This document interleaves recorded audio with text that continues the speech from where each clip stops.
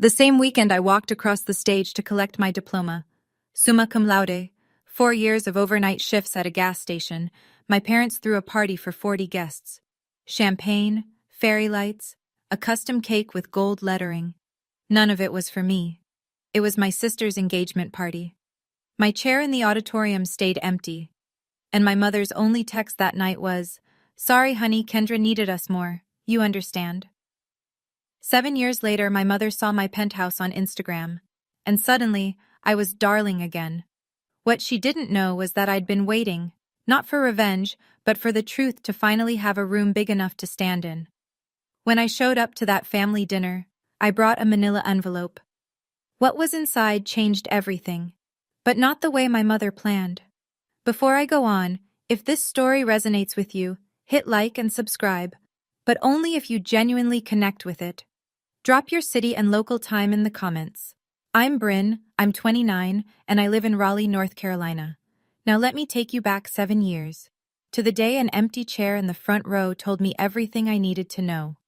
I grew up in Cooperton, Georgia, the kind of town where everyone knows your last name before your first. The Myers family lived in a yellow ranch house on Pecan Lane. 4 bedrooms, 1 bathroom, and a refrigerator covered in Kendra's face. Kendra is 3 years older than me. Prom queen, homecoming court, captain of the dance team. Every Friday our mother, Donna, would post a new photo album on Facebook.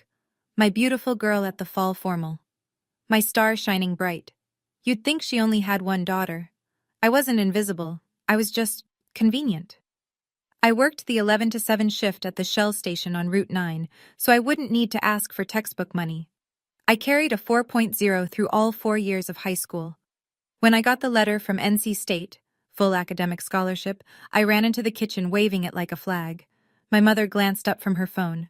"That's nice, honey. Can you tell Kendra dinner's ready?" I taped my honor roll certificate on the refrigerator that night, right next to Kendra's senior portrait. By morning, it was gone. I found it in the recycling bin under a cereal box. When I asked my mother about it, she didn't even look up. It cluttered the fridge, Bryn. There wasn't room. There were 11 photos of Kendra on that refrigerator. 11. I counted. My father, Gerald, was a mechanic at Dillard's auto shop. Good hands, quiet mouth. He loved us both.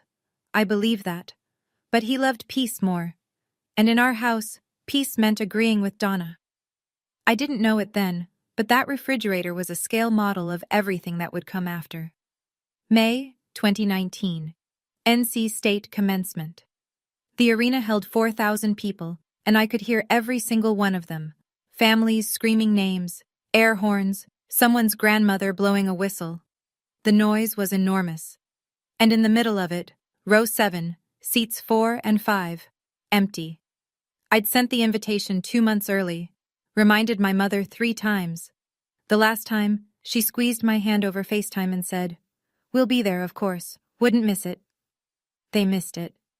I walked across that stage in a blue gown with a gold cord. Summa cum laude. The dean shook my hand and said, "Outstanding work, Ms. Myers." I smiled. I looked at row 7. Nothing. Afterward, families swarmed the lawn. Girls my age buried in hugs, fathers lifting diplomas over their heads for photos. I stood by the exit, holding mine in both hands like a tray. My phone buzzed. One text from Donna. "Sorry, honey. Kendra needed us more. The engagement party was today, and you know how she gets. You understand, right?" I read it twice. Then I walked to the parking lot, sat in my Civic, and placed the diploma in the trunk, next to my laundry bag. I didn't cry. Crying would have meant I was surprised. And I wasn't. Not really. I sat there for 20 minutes. The lot emptied. I didn't know where to drive. What I also didn't know, not for another 7 years, was that my father had been in that arena. He'd been sitting in the back row, 10 minutes before my name was called. But I'll get to that. 1 week later, I drove the 4 hours back to Cooperton, walked through the front door and found the living room still decorated. Silver balloons sagging in the corner, a half-eaten sheet cake on the counter that read, "Kendra and Travis Forever," in pink frosting. My graduation had been 7 days ago. The confetti from my sister's engagement party was still on the floor. "Mom, why didn't you come?" Donna was folding napkins at the kitchen table. She didn't look up. "Bryn, Don't make this about you again. Kendra's engagement was a once-in-a-lifetime thing. So was my graduation. She paused, looked at me the way you'd look at a child asking for a second dessert. You'll have other achievements, honey. Kendra needed the spotlight that day. I stood there, holding my car keys so tight the metal bit into my palm. Kendra walked in from the hallway, left hand raised, showing the ring to no one in particular. She hugged Donna, grabbed a piece of cake and sat down. She didn't ask about my graduation. Not how it went, not what I wore, not what the dean said. She talked about centerpieces for 20 minutes. Gerald sat on the sofa the whole time, SportsCenter on mute. He didn't say a word. I picked up my bag. I should head back. Nobody asked when I'd return. But as I reached the door, I caught something. Gerald's eyes, lifting from the TV for half a second. There was something in them. Guilt, maybe, or the shape of a sentence he couldn't say out loud. He looked away before I could be sure. I drove 4 hours to ask one question. I got my answer before anyone opened their mouth. I moved to Raleigh that summer and didn't look back. Rented a studio apartment the size of a walk-in closet. Took an entry-level data analyst job at a logistics company. Ate rice and frozen vegetables 5 nights a week and told myself it was a lifestyle choice. It wasn't glamorous. But it was mine. 1 year after graduation, I was 23. My phone rang at 9 on a Tuesday night. Donna's voice, low and strained. Bryn, the mortgage payment went up. Your father's back is giving out. He can barely work full shifts. We might lose the house. I stared at my ceiling. That yellow ranch house on Pecan Lane. The porch where I learned to ride a bike. Gerald's workshop in the garage. How much do you need? $1,200 a month, just until we're back on our feet. $1,200, almost half my take-home pay at the time. I did the math in my head, then did it again, and agreed anyway. I set up an automatic transfer. The first one went through on October 15th. Every month after that, $1,200 left my account on the 15th. Like clockwork. Like rent for a house I didn't live in. Around 2 years ago, when I was 27, I met Marcus at a friend's housewarming party. He's a CPA, the kind of guy who reads bank statements the way other people read novels. Steady, direct. The first person who ever looked at my budget and said, Bryn, you're being too generous for your own good. I laughed it off. At the time, 6 years, $1,200 a month. I never once asked to see the mortgage statement. That was my biggest mistake. 3 years ago, the phone rang again. Same voice, same Tuesday night timing. Bryn, the car died. Your father needs a vehicle to get to the shop. I found a good deal. A used Chevy Equinox, $22,000. But my credit score won't qualify. I need you to co-sign. I held the phone away from my ear and stared at it. Mom, co-signing is a big commitment. It's a $22,000 loan, Bryn. I'll handle every single payment. Don't you trust your own mother?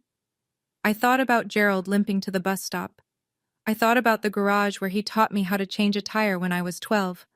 I signed the papers the following week. For the first 2 years, Donna paid on time. Never missed a due date. I almost forgot the loan existed. Then, 6 months ago, I got a notice from the bank. Late payment. 14 days overdue. I texted Donna. Mom, the car payment was late. Is everything okay? Just a hiccup, honey. Don't worry about it. 2 months later, another notice. 19 days late. Mom, this is affecting my credit. Bryn, I said I'll handle it. You're making a big deal out of nothing. But it wasn't nothing. Marcus explained it to me one night over takeout. Every late payment hits your credit report. If your score drops below the threshold, it could trigger a review on your mortgage. My mortgage. The one on the penthouse I'd just closed on 6 months earlier. The biggest purchase of my life. Donna had my signature on a loan, and she was starting to use it like a leash. I sat at my kitchen counter one night and did what I do best. I ran the numbers. 72 monthly transfers at $1,200. That's $86,400. Sent to my parents over 6 years, for a mortgage. Then there was the cosign. $22,000 with my name on it, and a payment schedule that was starting to slip. My credit score had already dropped 11 points in 3 months. Marcus pulled up my mortgage agreement and pointed to a clause. If my credit fell below a certain threshold within the first 2 years of the loan, the lender could initiate a review. Not automatic foreclosure, but enough to trigger questions I didn't want to answer.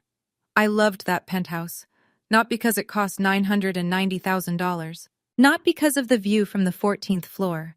I loved it because it was the first place I'd ever walked into and thought, I built this. No one gave it to me. No one co-signed for me. No one's name is on the deed but mine. And now it was at risk because my mother couldn't, or wouldn't, make a car payment on time. I noticed something else that week. Donna had unfollowed me on Facebook months ago, but she still followed my Instagram, the account I barely used. Until the penthouse photo. I leaned back in my chair and said it out loud, just to hear how it sounded. I've been their ATM for 6 years. Marcus didn't respond. He didn't have to. If I kept going, I'd lose the penthouse. I'd lose my credit. I'd lose everything I'd built with my own hands. But losing money wasn't what finally made me act. What happened next was 4 months before the dinner. The calls started coming twice a week. Kendra's going through a rough patch. Travis lost his job. Did I tell you that? Everything's so expensive now, Bryn. Each call followed the same rhythm. Donna would start soft, build to a request, and finish with a guilt trip wrapped in silk. Mom, I'm already sending $1,200 a month. I know, baby, but family helps family. What about Kendra helping herself? The line went quiet. When Donna spoke again, her voice had dropped 2 degrees. Don't be cruel. She's your sister. I'm not being cruel. I'm asking a question. You know, Bryn, your father could barely walk last winter, and here you are counting pennies from your fancy apartment. It's not a fancy, after everything we've done for you. I closed my eyes. There it was, the script. Every time I pushed back, Donna either cried or invoked Gerald's pain. If I asked why, she cried. If I asked how much, she gave a number. I started noticing the pattern. Gerald was never on these calls, not once. When I asked to speak to him, Donna would say, he's resting, or he's in the garage, always a reason. One Tuesday, I tried calling Gerald's cell directly. It went to voicemail. I left a message. He never called back. That was when I started to wonder, was Gerald choosing silence, or was the silence chosen for him?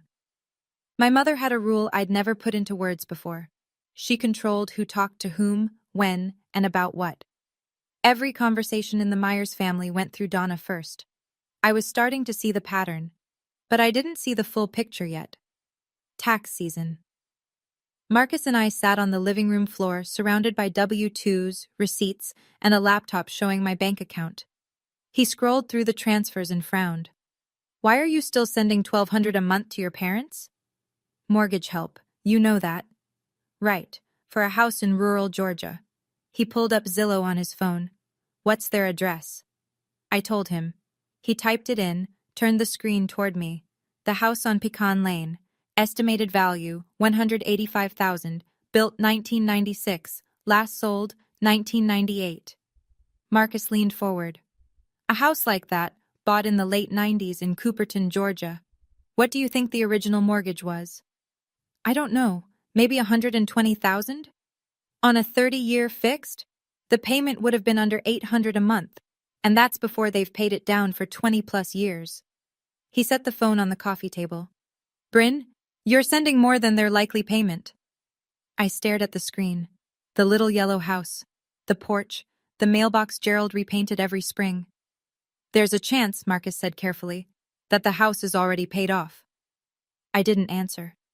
Something was shifting inside my chest. Not anger yet, but the shape of it. Like seeing a crack in a wall you'd always assumed was solid. I'm not telling you what to think, Marcus said. I'm telling you what the numbers say. That night, I couldn't sleep. I lay in bed doing arithmetic. 25 years of payments on a $120,000 mortgage. Even without extra payments, the math was tight. Where was my money going? I called Donna on a Wednesday. Midday. I wanted her alert, not tired. Mom, I have a quick question. Sure, honey. What's the exact mortgage balance on the house? Silence. 3 full seconds. Why are you asking? I just want to know where my money's going. Her voice changed. Not loud. Donna never yelled. She cooled, like someone opening a window in January. Are you accusing me of something, after everything I've done for this family? I'm asking a question, Mom. I don't appreciate the tone, Bryn. I really don't. You sound like you've been talking to someone. A pause. Is this Marcus? Is he putting ideas in your head? This is me asking a simple question. You know what, Bryn? I've got a lot on my plate right now. Your sister's barely keeping it together, your father's health is a mess, and I might not even be able to make the car payment this month. My hands are full. I gripped the phone so hard my knuckles whitened. She didn't answer my question. She answered a different one I hadn't asked. The car payment. My cosign. She dangled it like a warning flare. Mom? I have to go. Kendra's calling on the other line. Click. I sat on the edge of my bed, hands flat on my knees, breathing slow. She didn't give me a number. She didn't say the balance was 50,000 or 10,000 or anything at all. She pivoted to tears, then to blame, then to a threat, all in under 2 minutes. My mother had just used a car loan to keep me in line. And that's when I knew.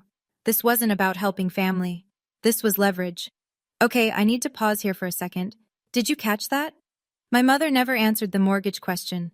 She went straight to a threat about the car payment. Why do you think she reacted that hard to a simple number? Where do you think that money's been going for 6 years? Drop your predictions in the comments. I'm genuinely curious if you see what I didn't see for way too long. Hit like if you're still here with me. Alright, back to the story. Because what happened next changed everything. 3 months before the dinner, a Saturday morning, Marcus came into the kitchen holding his laptop like a serving tray. Sit down. I sat. He'd pulled up the public county records for Cooperton, Georgia. Property tax filings, deed transfers, lien history. All of it free, all of it online. With my permission, he'd searched the Myers household. He turned the screen toward me. The house on Pecan Lane. Mortgage status, satisfied. Payoff date, March 2019. No liens, no HELOC, no second mortgage. March 2019. I started sending money in October 2019. The house had been paid off for 7 months before my mother ever called me asking for help. Marcus printed the property deed record, slid it across the table. I looked at it the way you look at an X-ray when the doctor's face has already told you the news. $86,400. 6 years of transfers. For a mortgage that didn't exist. I didn't say anything. I stood up, put on my running shoes, and ran for 45 minutes through downtown Raleigh. I passed the coffee shop where Marcus had first told me I was too generous. I passed the park where I'd sat on a bench last Thanksgiving and called Gerald, only to get voicemail. I ran until my legs burned and my mind went quiet. When I came back, Marcus was still at the table. Same seat, same screen open. Whatever you decide, he said. I'm here. I poured a glass of water and drank it standing up. I know the money didn't go to the house, I said, but I don't know where it went. The answer came from someone I didn't expect, and it came with a phone call I almost didn't take. Uncle Frank is my father's older brother, 62, carpenter, hands like leather, voice like gravel. He's the kind of man who says 3 words when most people need 30. He'd stayed in touch with me after graduation, a text on my birthday, a call at Christmas. Never much, but always there. So when his name lit up my phone on a random Thursday afternoon, I picked up fast. Bryn, can we talk? Just you and me? Of course, Uncle Frank. He cleared his throat. Your mother's been telling the family you don't call, that you moved away and cut everyone off. She told your Aunt Ruth you refused to help when your daddy had that kidney stone last year. I blinked. Dad had a kidney stone? Last October. He was in the ER for 2 days. Nobody called me. That's what I figured. A long exhale. There's more. Donna came to me last month asking if I'd lend Kendra $15,000. I said no, asked why. She said Kendra's going through hard times. His voice tightened. I said, Donna, Bryn sends you money every month.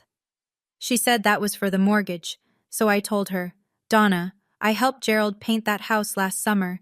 He told me himself, the mortgage is done. I stopped breathing. What did she say? Nothing. She hung up. The room tilted. My mother hadn't just lied to me. She'd lied to the whole family. About the money, about my absence, about everything. I don't know all the details, Frank said quietly.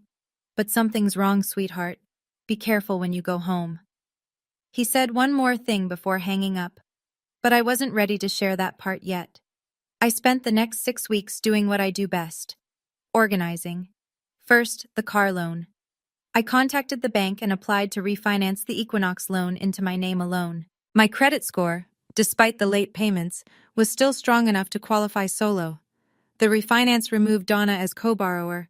She'd still have the car, but the loan was mine now. She couldn't use it as a leash anymore. If she stopped paying, I'd handle it directly and repossess the vehicle if needed. Second, the timeline.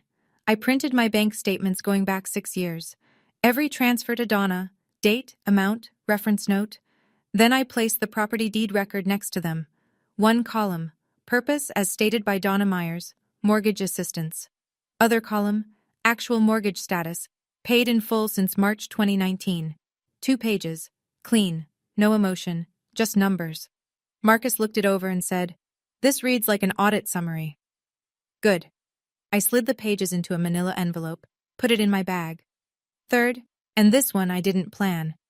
I was cleaning out my closet that weekend when I found a box of college things, notebooks, a parking pass, and at the bottom, the graduation invitation I'd mailed to my parents 7 years ago. Cream cardstock, gold lettering. I'd written on the inside, Row 7, seats 4 and 5, saved for you. I held it for a long time. Then I put it in the envelope with everything else.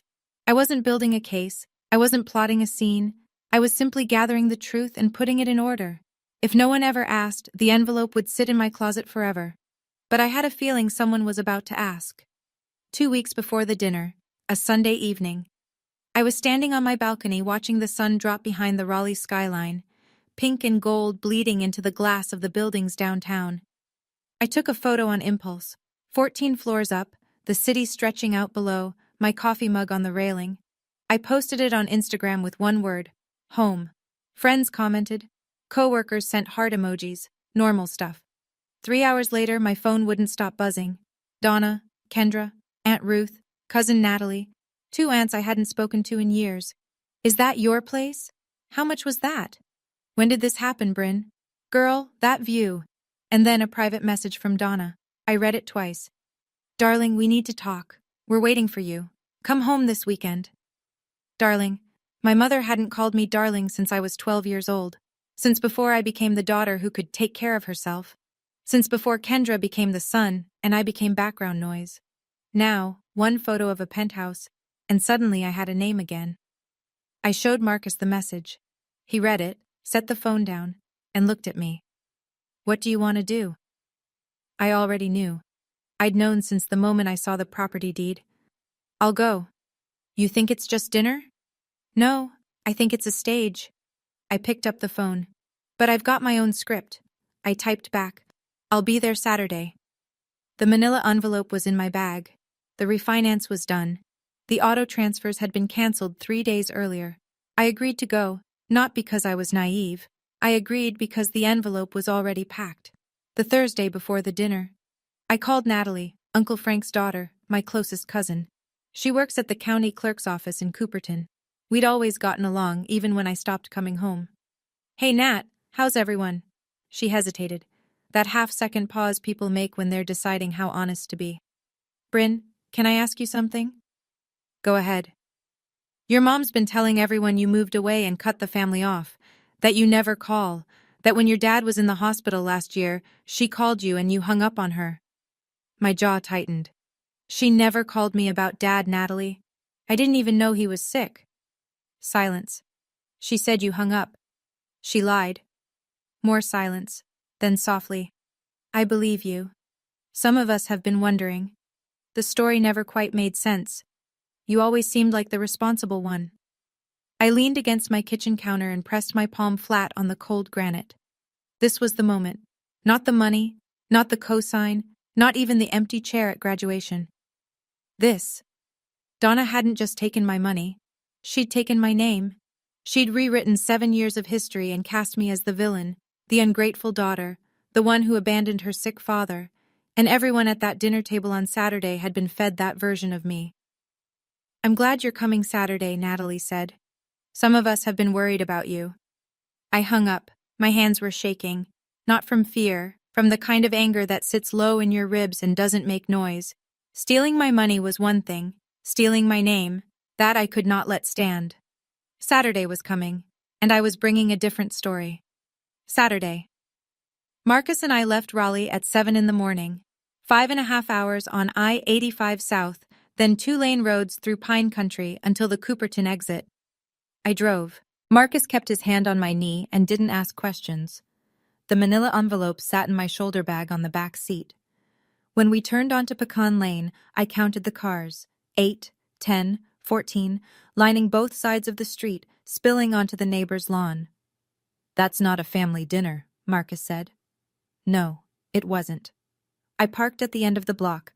Through the front window, I could see the living room. Packed.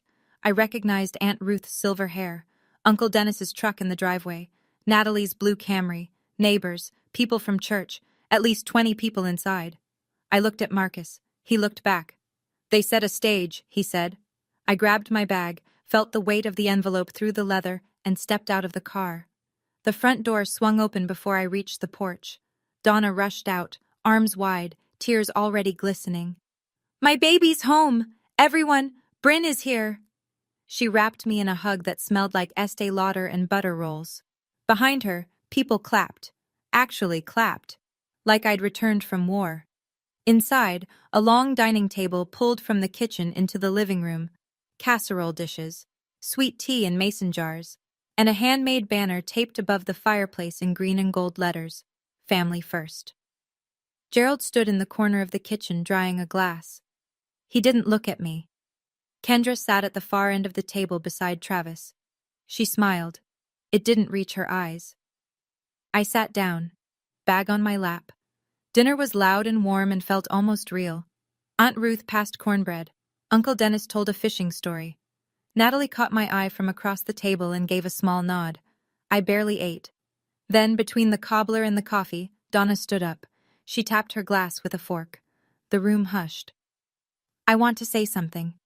She smiled at me the way a host smiles at a guest of honor. "Most of you know my Bryn moved to Raleigh years ago, built a wonderful career. And just recently, did y'all see that Instagram? She bought herself a beautiful penthouse." A few people murmured. Someone whistled. "I always knew she'd make it," Donna said. "She gets her drive from me." Marcus's hand found my knee under the table. He squeezed once, then the pivot. "And because family is everything to the Myers, Bryn has generously offered to help Kendra and Travis get back on their feet. They've had a hard year, Travis between jobs, the house situation, and Bryn has already said she wants to step up." I had not said that. I had never said that. Not in a text, not on a call, not in any universe. But the room didn't know that. They clapped. Kendra dabbed her eyes with a napkin. Travis nodded slowly, like a man receiving communion. Donna turned to me. That smile. That warm, practiced, airtight smile. "Honey, do you want to say a few words?" 23 faces turned toward me. The room was silent except for the tick of the kitchen clock and the hum of the refrigerator. The same refrigerator that once held 11 photos of Kendra and none of me. My mother had written my lines, but I brought my own script. Before I could speak, Kendra stood up. Her chair scraped the floor. Her mascara was already running, either real tears or a very early start.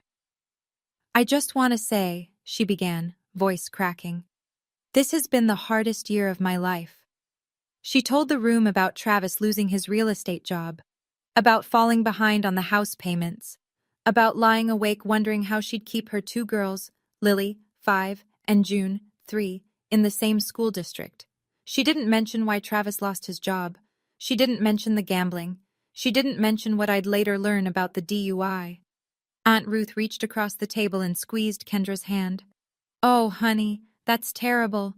Uncle Dennis looked at me. "Bryn, you gotta help your sister. That's what family does."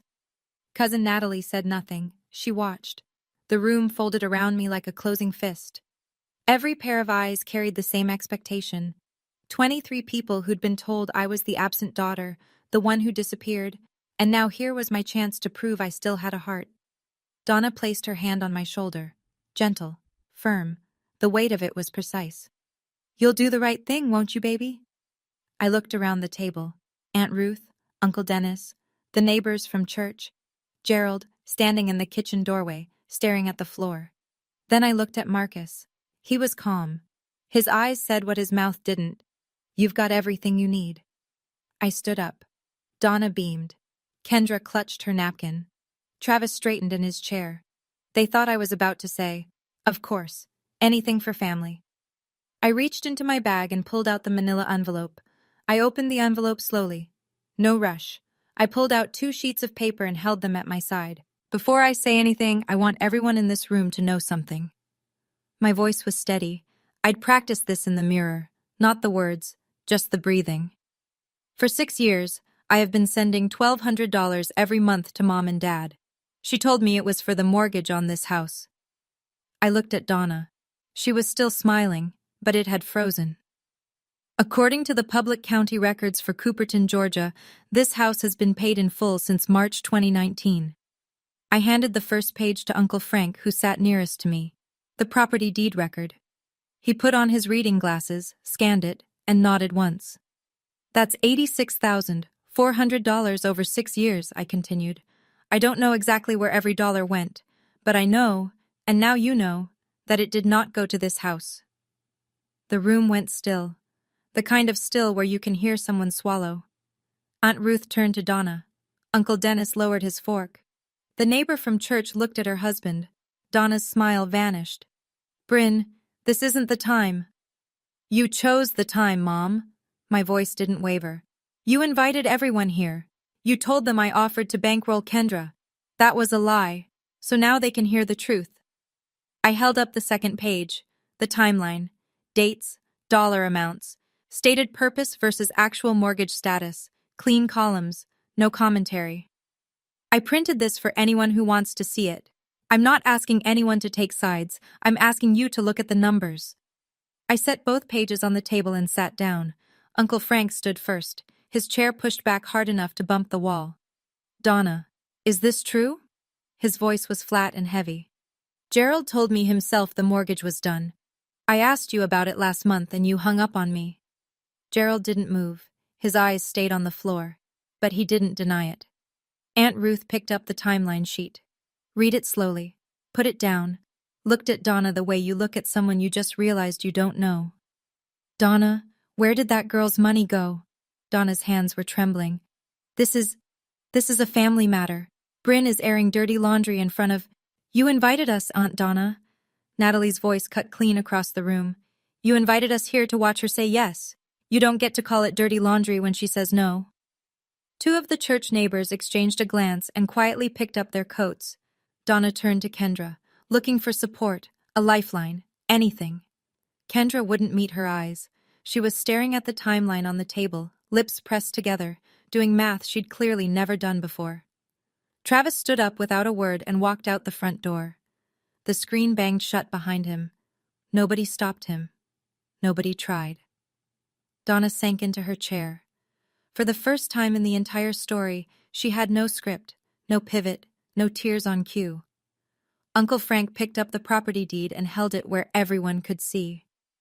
"You told the whole family this girl abandoned you. You told Ruth she hung up when Gerald was in the hospital." He shook his head. "Looks to me like it's been the other way around." Donna opened her mouth. Nothing came out. But I wasn't done. I know that last part was heavy. Honestly, standing in that living room, my hands were ice cold, but I wasn't shaking from fear. It was relief. For the first time in 7 years, the truth was in the room, and it wasn't just mine to carry. Here's my question for you. If you were in my shoes at that moment, would you let Uncle Frank keep going? Or would you stop here and walk out? I'd love to hear what you'd do. Drop it in the comments. And hit subscribe if you want to see how this ends, because even I didn't expect what came next. I reached into my bag one more time and pulled out a folded index card. Not a speech. 5 sentences I'd written at my kitchen counter the night before, with Marcus reading over my shoulder. I unfolded it and read. Starting today, the monthly transfers stop. They've already been cancelled. Donna flinched. I've refinanced the car loan into my name only. Mom, your name is no longer on the title. The payments are my responsibility now. Donna's mouth opened and closed. The leash she'd been holding, gone. I will not be funding anyone's lifestyle while being called the daughter who abandoned her family. The room was so quiet I could hear the ice settling in someone's sweet tea. If Kendra needs help, I'd suggest she look into the same options I used: scholarships, part-time jobs, and a budget. I looked up from the card. I looked at Donna, at Gerald, at Kendra, at the banner that said Family First. I love this family, but love doesn't mean I have to set myself on fire to keep someone else warm. I folded the card, put it back in my pocket. Aunt Ruth nodded. Natalie wiped her eyes. Uncle Dennis, who 20 minutes ago had told me to help my sister, stared at his hands. Nobody argued. Nobody said I was wrong. And for the first time in my life, nobody told me I was making it about myself. Donna looked at Gerald. Gerald looked at the floor. Then he did something he hadn't done all evening. He looked up. Not at Donna, at me. But I wasn't done yet, because Uncle Frank cleared his throat. There's something else, he said, and the room held its breath. Uncle Frank stood in the middle of the room with his hands in his pockets, looking at Gerald the way a brother looks at a brother he's about to stop protecting. 7 years ago, Frank said, your daddy drove to your graduation. I stopped breathing. I know because I lent him my truck. His car wouldn't start that morning, and he came to my house at 6 a.m. asking for the keys. He said, Frank, I'm not missing this. The room turned to Gerald. He was leaning against the kitchen doorframe, eyes closed. He drove 4 hours, Frank continued. Got there early. Sat in the back row. I know because he called me from the parking lot afterward and said he saw you walk across that stage. My chest cracked open. I could feel it. Something between grief and gratitude splitting me right down the center. Then Donna called him. Frank's voice hardened. Told him Kendra had fainted at the engagement party. Told him to come back immediately. He left. Frank looked at Donna. I found out 2 weeks later. Kendra never fainted. It was a lie to get him out of that auditorium. Gerald opened his eyes. Tears ran down both cheeks, catching in the stubble on his jaw. This was the most emotion I'd seen from my father in my entire adult life. Donna stood up. That's not... It is true, Donna. Gerald's voice broke the room like a stone through glass. Stop. 2 words. The first he'd spoken all night. And they were aimed not at me, but at her. I gripped the edge of the table. My father had been there. He'd watched me graduate, and my mother had pulled him away with a lie. I should have stayed, baby girl, Gerald whispered. I should have stayed. The room was still reeling, people whispering, Aunt Ruth pressing a napkin to her eyes, when Natalie stood up from the far end of the table. Since we're being honest tonight, she said, there's one more thing Aunt Donna didn't mention. The room pivoted. Natalie wasn't loud. She didn't need to be. She had the same steady energy as her father. 3 months ago, Travis Hadley was arrested for driving under the influence. He was processed through the county clerk's office. She paused. I handled the paperwork. Aunt Donna posted his bail that same night. The silence hit different this time. This wasn't about money or mortgages. This was about trust. Kendra turned to Donna, her face drained white. What? Travis had come back inside and was standing near the door. He went red from the collar up. Kendra stood. You were arrested? 3 months ago? Travis said nothing. Kendra spun toward Donna. You knew? You bailed him out and didn't tell me? Donna raised both hands. I was protecting this family. No, Donna. Uncle Frank's voice was granite. You were protecting an image. There's a difference. Donna collapsed back into her chair. The banner above her head, Family First, hung there like a caption no one believed anymore. For the first time in my memory, my mother didn't have a rebuttal. No tears, no deflection, no after everything I've done. Just silence, and a tablecloth she kept smoothing with both hands, over and over, like she could press the wrinkles out of the evening. I looked around that room, at the faces of people who had, until 15 minutes ago, believed I was the problem. Now they were looking at Donna, and she had nowhere left to turn. Things moved quickly after that. Uncle Frank put his hand on Gerald's shoulder. "Come on, brother, let's go get a coffee." Gerald hesitated, looked at Donna, then looked at me. Then he did something I'd never seen him do in 30 years of marriage. He chose someone other than Donna. He picked up his jacket and walked out the front door with Frank. The screen door closed softly behind them. No slam, just a click. But it echoed. Aunt Ruth came over and held both my hands. "We didn't know, sweetheart. I'm so sorry. If I'd had any idea." Uncle Dennis stood behind her, arms crossed, shaking his head. "Donna told us you'd gone cold. I should have called you myself." Natalie hugged me at the door. "You did the right thing. I know it doesn't feel like it right now." It didn't, and it did, both at the same time. Kendra hadn't moved from her chair. She sat with her hands flat on the table, staring at the timeline sheet I'd left there. Her mascara was ruined, real this time. Not performance tears, processing tears. Travis was already gone. His truck pulled out of the driveway while Aunt Ruth was still talking. 3 church neighbors slipped out without a word. One of them, Mrs. Gentry, who'd known our family for 20 years, stopped beside me on the porch and said quietly, "You did the right thing, hun." Inside, Donna sat alone at the head of the table. The cobbler was cold. The sweet tea had gone watery. The banner above her read, "Family First" in handmade letters, and she sat beneath it like a queen in an empty court. Nobody was clapping anymore. Sunday morning, Marcus and I were loading the car outside Uncle Frank's house, where we'd spent the night. The sun was barely up. The air smelled like red clay and pine. Gerald appeared at the end of the driveway. No truck. He'd walked from Frank's kitchen, coffee in hand, wearing the same flannel from last night. He sat down on the porch step. I sat beside him. Marcus went inside without being asked. We sat in silence for a full minute. Gerald held his cup with both hands like it was the only warm thing left in the world. "I don't expect you to forgive me," he said. I waited. "I was at your graduation. I saw you walk across that stage. You looked—" He swallowed. "You looked proud. And I left. I left because your mother said—" He stopped, shook his head. "No. I left because I was a coward." I didn't argue with him. He wasn't wrong. "I knew about the money," he said. "Not all of it, but enough. Donna would mention things. Bryn's helping out. Bryn's sending extra this month. I never asked where it went. I should have." "Yeah," I said. "You should have." He nodded. No excuses. No justification. Just a man sitting with the full weight of what he didn't do. I looked at the pine trees lining the street. At the mailbox he used to repaint every spring. "If you want to talk," I said, "call me on Tuesdays. Just you, not through Mom." He looked at me, eyes red, but steady. "Tuesdays. Your voice, not hers. That's where we start." He reached over and squeezed my hand once. Quick, rough, the way a man does when he doesn't trust himself to do more. We started there. I was closing the trunk when Kendra appeared at the end of the driveway. Eyes swollen, no makeup, hair pulled back in a way I hadn't seen since we were teenagers. She looked smaller than I remembered.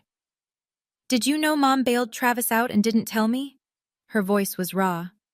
"No, I found out the same time you did." 3 months. She shook her head. 3 months she kept that from me. In my own house. I leaned against the car and let her talk. "I didn't know the house was paid off either, Bryn. She told me you offered the money, that you wanted to help. She said it was your idea." "And you never asked me directly?" Kendra flinched, then nodded. "No, I didn't." "She told me you didn't need help. She told you I volunteered. She told the family I disappeared." I crossed my arms. Everyone got a different story. That's how she kept the whole thing running. Kendra stared at the ground for a long time. When she looked up, her eyes were wet but focused. "What do I do now?" "That's not my question to answer, Kendra.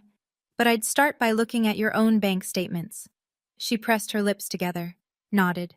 I opened the car door, paused. "I don't hate you. I need you to hear that. But I'm done carrying both of us." She didn't respond right away. Then quietly, I wouldn't blame you if you did. I got in the car. Marcus was already in the passenger seat pretending to check his phone. He's good at knowing when to disappear. I pulled out of the driveway. In the rearview mirror, Kendra was still standing there, arms wrapped around herself, watching me go. 2 weeks after the dinner, here's what changed. Donna deleted the family first banner photo from Facebook. Then she deleted her entire profile picture. For the first time in a decade, her page went dark. No posts, no albums, no carefully curated image of the perfect Southern family. Gerald called me on a Tuesday. 8 minutes. Mostly silence. He talked about a carburetor he rebuilt at the shop. I told him about a project at work. We didn't mention Donna. We didn't need to. The call itself was the point. The following Tuesday he called again. 12 minutes. He asked about Marcus. Kendra texted me 3 weeks later. I filed for divorce. No explanation needed. I'd later learn she found credit card statements Travis had hidden, online gambling losses totaling $47,000. The DUI was just the piece that broke through. Uncle Frank organized what he called a real family dinner. No banners, no speeches. Just Frank, Gerald, Natalie, Aunt Ruth, and me on a video call. We ate and talked and nobody performed. Donna texted me 3 times. I didn't block her, but I didn't respond. Her last message read, "I did what I thought was best for this family." I read it sitting on my balcony, Raleigh stretching out below me. Marcus brought coffee and sat in the other chair. "You going to reply?" "When she's ready to acknowledge, not explain." He nodded. 14 floors up, the city hummed. My mortgage was safe. My credit was climbing back. $1,200 a month was sitting in my account now, right where it belonged. My bank account gained $1,200 a month. But the real thing I got back was quieter than money. It was the sound of my own name, finally said by people who knew the truth. People ask me about the penthouse sometimes. They see the photo, the skyline, the balcony, the light. And they think that's the point of the story. It's not. I didn't buy the penthouse to prove anything to anyone. I bought it because after 7 years of overnight shifts, studio apartments, frozen vegetables, and automatic transfers to a house that didn't need my money, I wanted one thing that was entirely mine. A place where, when I turned the key, I knew no one else had paid for it. No one else's name was on the deed. No one else could take it away. The word I posted under that photo, home, wasn't a flex. It was the first time I'd used that word and meant it. Home wasn't Pecan Lane anymore. Home was a place I'd built myself, brick by brick, paycheck by paycheck, while my family looked the other way. Last week I was unpacking the last box from my closet. At the bottom, under a tangle of old chargers and college notebooks, I found the graduation invitation again. The cream cardstock, the gold lettering, and my handwriting on the inside.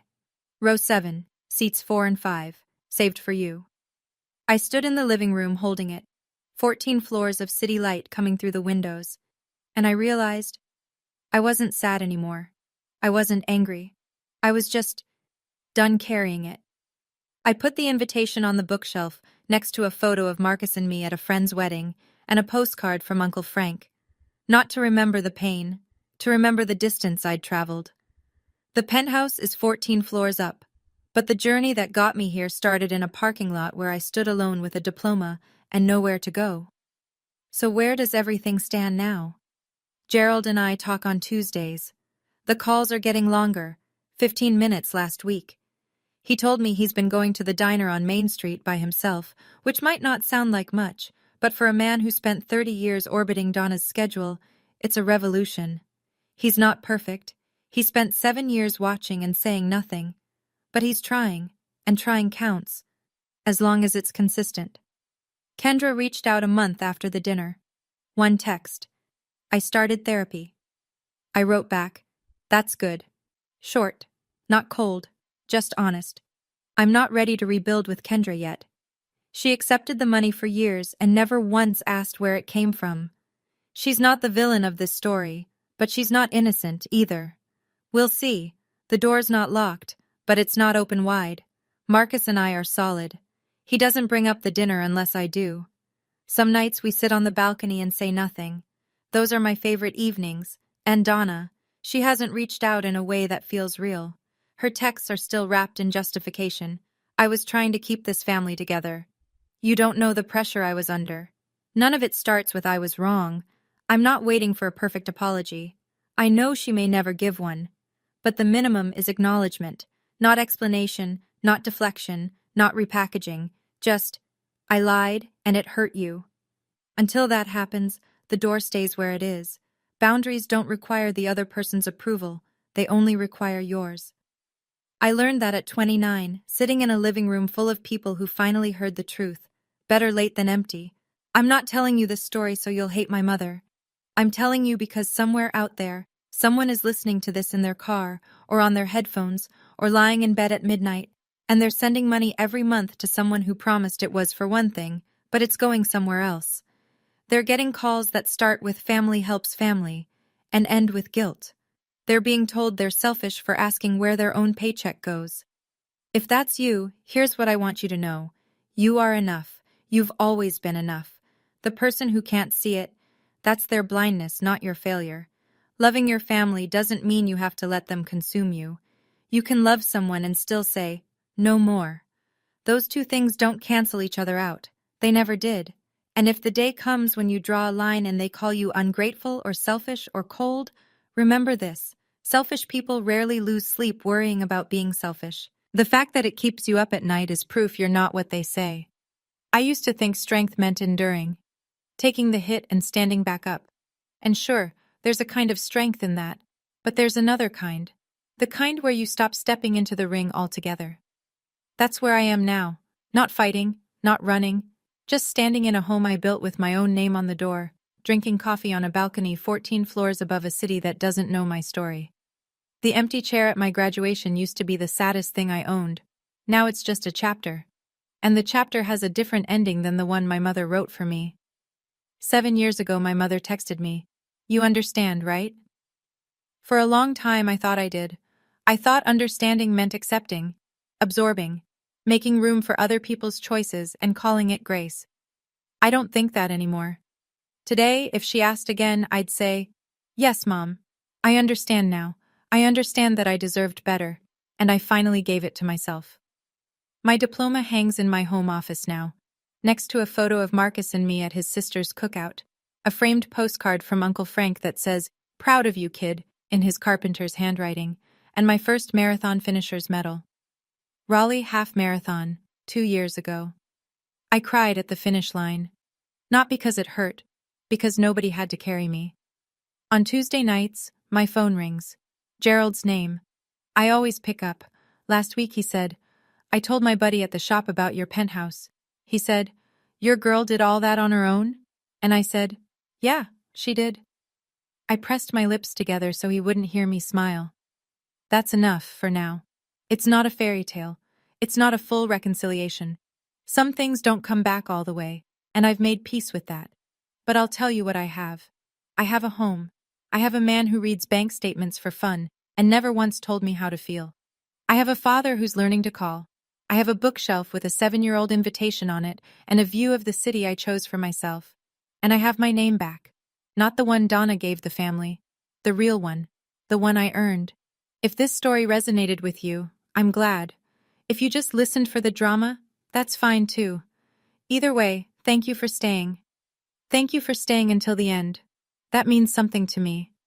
If you've ever had to set a boundary with someone you love, even when it cost you, I'd love to hear your story in the comments. I read every single one. Hit like if this one made you think. And if you want more, there's another story waiting for you in the description below. Same kind of family drama, but the twist? You won't see it coming. I didn't either. Take care of yourselves. And remember, your name belongs to you. Nobody else gets to rewrite it. See you in the next one.